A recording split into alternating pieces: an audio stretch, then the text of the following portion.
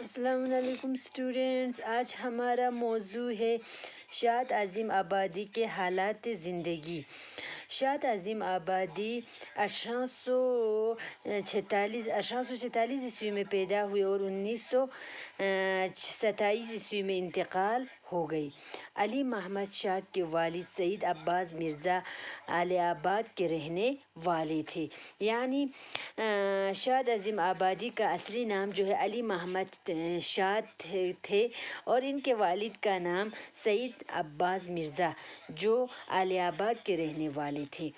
وہ 15 سال کی عمر میں عظیم آباد پڑھنا چلے گئے، یعنی وہ جو ہے 15 سال کی عمر میں کہاں چلے گئے؟ پڑھنا، عظیم آباد پڑھنا چلے گئے، جہاں محمد علی 1846 عیسوی میں پیدا ہوئی۔ وہ جہاں پہ محمد علی جو ہے کہاں پہ پیدا ہوئے؟ 1846 عیسوی میں اعلی آباد میں پیدا ہوئے۔ تعلیم گھر ہی پر ہوئی، جس کا سلسلہ 4 سال کی عمر سے شروع ہو گیا، یعنی اس کی تعلیم جو ہے گھر پر شروع ہو گئی، جس کا سلسلہ 4 سال کی، یعنی شاد عظیم آبادی 4 سال کی عمر کا تھا اس وقت سے شروع ہو گیا۔ عربی فارسی کی تعلیم حاصل کرنے کے بعد کچھ عرصے تک انگریزی بھی پڑھا، یعنی شاد عظیم آبادی نے عربی فارسی کی تعلیم حاصل کرنے کے بعد اس نے کچھ عرصے تک، کچھ وقت تک کیا پڑھا؟ انگریزی بھی پڑھی۔ اپنی ذاتی لیاقت اور لائق اساتذہ کی تربیت سے اردو، فارسی اور عربی زبانوں نیز مذہبی علوم و فن شعر میں ایسی مہارت حاصل کی، یعنی اپنی خود کی لیاقت اور لائق استاد، یعنی لائق اساتذہ، لائق استاد کی تربیت سے اردو، فارسی اور عربی زبانوں نیز مطلب اور مذہبی علوم اور فن شعر میں ایسی مہارت حاصل کی، یعنی مذہبی علوم اور فن شعر میں، شعر کے فن میں، شعر کے ہنر میں ایسی شہرت حاصل کی، مہارت مطلب شہرت حاصل کی کہ ان کا شمار دور جدید کے اہل علم شعراء میں ہوتا ہے، کہ ان کا شمار جو ہے کہاں ہوتا ہے؟ جدید کے، یعنی ماڈرن جدید کے اہل علم، یعنی علم حاصل کرنے والے جن کے پاس علم ہوتا ہے ان شعراء میں گنا جاتا ہے، یعنی ان میں شمار کیا جاتا ہے۔ علوم اسلامی کی تحصیل کے ساتھ ساتھ انہوں نے عیسائیوں، پرسیوں اور ہندوؤں کی مذہبی کتابیں بھی پڑھی تھی، یعنی علوم اسلامی علوم کے حاصل کرنے کے ساتھ ساتھ، تحصیل مطلب حاصل کرنے کے ساتھ ساتھ انہوں نے عیسائیوں، پارسیوں اور ہندوؤں کی مذہبی کتاب بھی پڑھی تھی۔ ان کی علمی خدمات کے اعتراف میں حکومت نے 1891 عیسوی میں انہیں خان بہادر کا خطاب دیا، یعنی ان کی علم کی خدمت کے اعتراف میں، یعنی اس کو مانتے ہوئے، اس کو تسلیم کرتے ہوئے حکومت نے کیا کیا؟ 1891 عیسوی میں انہیں خان بہادر کا خطاب دیا گیا، شاد عظیم آبادی کو خان بہادر کا خطاب دیا گیا۔ 1927 عیسوی میں شاد نے اس جہان فانی سے کوچ کیا، یعنی 1927 عیسوی میں شاد عظیم آبادی نے اس جہان فانی مطلب دنیا، فنا ہونے والی دنیا سے کیا ہو گئی؟ کوچ کیا، یعنی انتقال کیا۔ نثر و نظم دونوں میں شاد نے کئی تصانیف یادگار چھوڑے ہیں، یعنی شاد عظیم آبادی نے کیا کیا؟ نثر نظم دونوں میں کئی تصانیف، یعنی کئی کتابیں جو ہے یادگار چھوڑے۔ تصانیف مطلب کتابیں جو قدر کی نگاہ سے دیکھی جاتی، جو کیا کرتے ہیں لوگ؟ قدر و منزلت کی نگاہ سے دیکھی جاتی ہیں۔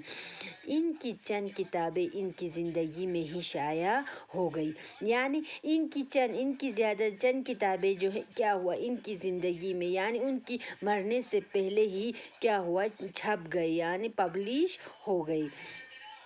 شاد کی غزلوں کا دیوان ان کی وفات کے بعد 1938 عیسوی میں ان کے شاگرد حمید عظیم آبادی نے مرتب کر کے نغمۂ الہام کے نام سے شائع کیا کیا شاد کی غزلوں کا ایک دیوان یعنی شاد کی غزلوں کا کتاب جو ہے ایک مجموعہ کتاب جس میں بہت سارے کیا ہوتا ہے غزلیں ہوتا ہے اس کو دیوان کہتے ہیں. ان کی غزلوں کا دیوان جو ہے ان کے وفات کے بعد یعنی ان کے مرنے کے بعد کیا 1938 میں ان کے شاگرد ان کے ایک اسٹوڈنٹ نے جن کا نام کیا تھا حمید عظیم آبادی نے مرتب کر کے یعنی اس کو ترتیب دے کر نغمہ الہام کے نام سے کیا چھاپ دیا یعنی اس کو پبلش کیا. بعد میں ان کی خود نوشت کی کہانی شاد کی زبانی اور متعدد مجموعے بھی منظر عام پر آئے. بعد میں کیا ہوا ان کے خود نوش ان کا خود لکھا ہوا خود نوش مطلب خود کا لکھا ہوا یعنی خود کے بارے میں لکھا ہوا خود نوش شاد کی کہانی شاد کی زبانی جس کا نام شاد کی کہانی اور شاد کی زبانی تھی اور متعدد اور کئی مجموعے متعدد مطلب کئی مجموعے جو ہے منظر عام پر آئے. یہ بھی دونوں بھی کیا ہوا چھاپ گئے بعد میں پبلش ہو گئی. شاد نے مصنوعی غزل قصیدہ مرثیہ اور دوسری اصناف سخن میں طبع اسمائی کی. شاد عظیم آبادی نے کیا کیا مصنوعی بھی لکھا غزل بھی لکھے قصیدے بھی لکھا مرثیہ بھی لکھے اور دوسرے اصناف سخن یعنی اور دوسرے لکھے ہوئے کلام اصناف سخن مطلب لکھے ہوئے کلام میں کیا کیا انہوں نے طبع اسمائی کی اپنی فکر اور ذہن اور فکر کی کیا دکھائی ہنر دکھائی. طبع اسمائی کرنا مطلب اپنے ذہن اور فکر کی ہنر دکھائی. لیکن ان کی شہرت کا باعث ان کی غزلیں ہیں یعنی ان کی شہرت ہونے کا ان کی مشہور ہونے کا وجہ جو ہے کیا ہے ان کی غزلوں کی وجہ سے شاد عظیم آبادی جو ہے مشہور ہو گئے. جو سادگی اور گلاوٹ جو کیا تھا سادگی تھا ان کی غزلیں جو ہے سادہ پن تھا اور گلاوٹ تھا ملا ہوا گل ملانا کھلا ہوا اور ترانم یعنی ترنم مطلب گانا شیرینی میٹھاس کیف و سرور خمار اور سرور اور خمار نشہ و کیف و سرور مطلب نشہ اور خمار اور تازگی یعنی ان کے غزلوں میں سے تازگی تازہ پن و تاثیر یعنی اور اثردار کی بدولت لائق توجہ تھی. یعنی ان کی غزلیں جو ہے سادہ تھا کھلا ہوا تھا گانے کی شکل میں لکھا ہوا تھا شیرینی کیا تھا میٹھا تھا غزل میں کیف و سرور نشہ و خرور تھا خمار تھا اور تازگی اور تازہ پن تھا اور تاثیر یعنی اثردار ہونے کی وجہ سے اس کی بدولت سے ان کی غزل جو ہے لائق توجہ تھا یعنی توجہ دینے کا لائق تھا. شاد کے زمانے میں غزل کا زور اور اثر کم ہونے لگا تھا یعنی شاد کے دور میں کیا ہوا غزل کا زور اور اثر جو ہے کم ہونے لگا تھا. شاد نے اسے نکھارنے سنوارنے اور استحکام بخشنے میں اہم کردار ادا کیا. اور شاد نے کیا کیا شاد عظیم آبادی نے اس نکھارنے اور سنوارنے میں سجانے سنوارنے اور استحکام یعنی مضبوطی بخشنے میں استحکام مطلب مضبوطی بخشنے میں کیا کیا اہم کردار ادا کیا.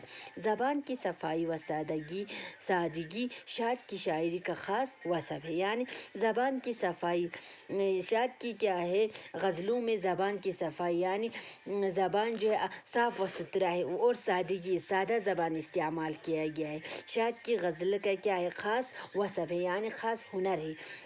ورادت قلبی کے ساتھ ساتھ اخلاق فلسفہ اور توحید شاد کی کیا ہے شاد کے محبوب موضوعات ہے یعنی ورادت قلبی دل کی حالات ورادت مطلب حالات قلبی مطلب دل کے حالات بیان کرنے کے ساتھ ساتھ شاد نے اخلاق کے بارے میں بھی فلسفی توحید مطلب اکیلا ایکتا کے شاد کی کیا ہے محبوب موضوعات ہے یعنی پیارے موضوعات ہے یعنی فیوریٹ موضوع ہے شاد کی. ان سب کو اپنے لطیف انداز سے دل پذیر اور پرتاثر بنا دیتے یعنی ان سب کو کیا کرتے اپنے لطیف انداز سے اپنی صاف و شفاف انداز بیان سے بیان کرنے کے طریقے سے انداز بیان مطلب بیان کرنے کے طریقے سے کیا بنا دیتے دل پذیر یعنی دلچسپی انٹرسٹڈ اور پرتاثر بنا دیتے پرتاثر مطلب اثردار بنا دیتے ہیں.